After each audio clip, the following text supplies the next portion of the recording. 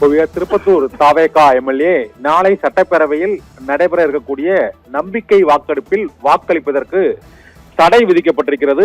ஒரு வாக்கு வித்தியாசத்தில் வெற்றி பெற்ற தாவேகா சட்டமன்ற உறுப்பினர் சீனிவாச சேதுபதி நாளை நம்பிக்கை வாக்கெடுப்பில் வாக்களிக்கப்படுவது மிகவும் முக்கியமான ஒரு சட்டமன்ற செயல்பாடாகும். ஆனால் அந்த நம்பிக்கை வாக்கெடுப்பில் ஒரு வாக்களிக்க கூடாது என்று அந்த தேர்தலில் ஒரு வாக்கு வித்தியாசத்தில் தோல்வியடைந்த முன்னாள் அமைச்சர் KR பெரியகருப்பன் சென்னை உயர்நீதிமன்றத்தில் வழக்கு தொடர்ந்திருந்தார். இந்த வழக்கை நீதிபதிகள் விக்டோரியா கௌரி, செந்தில்குமார் ஆகியோர் அடங்கிய அமர்வு இன்று விசாரித்து உத்தரவு பிறப்பித்திருக்கிறது. அந்த உத்தரவின்படி வழக்கு நிலுவையில் உள்ள சூழ்நிலையில் அவர் வாக்களிக்க கூடாது, திருப்பத்தூர் தொகுதியில் வெற்றி பெற்றதாக அறிவிக்கப்பட்டு நேற்று பதவியேற்ற MLA சீனிவாச சேதுபதி இன்று நாளை நடைபெறும் நம்பிக்கை வாக்கெடுப்பில் வாக்களிக்க கூடாது என்று இன்று சென்னை உயர்நீதிமன்றம் தீர்ப்பு அளித்திருக்கிறது.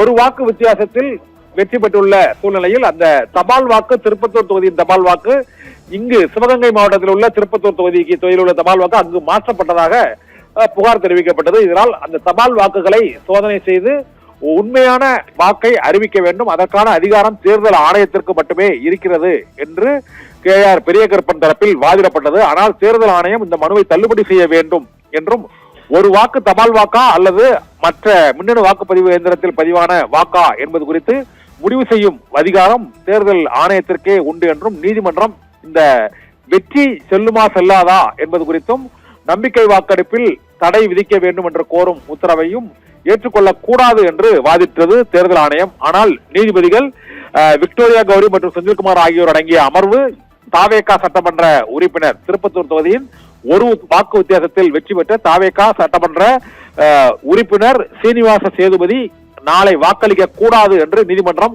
உத்தரவிட்டிருக்கிறது. இதனால் நம்பிக்கை வாக்கெடுப்பு மிகுந்த பரபரப்பான கட்டத்தில் நடைபெற இருக்கிறது. ஏனென்றால் 120 சட்டமன்ற உறுப்பினர்கள் அவருக்கு ஆதரவு அளிப்பதாக கடிதம் ஆளுநரிடம் கொடுத்த நிலையில் இப்போது ஒரு சட்டமன்ற உறுப்பினர் வாக்களிக்க முடியாது என்று நீதிமன்றமே உத்தரவிட்டிருப்பதால் 119 சட்டமன்ற உறுப்பினர்களின் ஆதரவு மட்டுமே இப்போது தமிழக வெற்றி கழகத்திற்கு இருக்கிறது. ஒருவேளை நாளை அனைத்து கட்சி உறுப்பினர்களும் அங்கு சட்டமன்றத்தில் ஆஜரானால் 234 சட்டமன்ற உறுப்பினர்களும் ஆஜராகும் பட்சத்தில் தமிழக வெற்றி கழகத்தின் 119 உறுப்பினர்களில் 2 உறுப்பினர்களோ 3 உறுப்பினர்களோ வரவில்லை என்றாலோ அல்லது வாக்களிக்காமல் அவர்கள் புறக்கணித்தாலோ அங்கு நம்பிக்கை வாக்கெடுப்பில் சிக்கல் உண்டாகிவிடும்.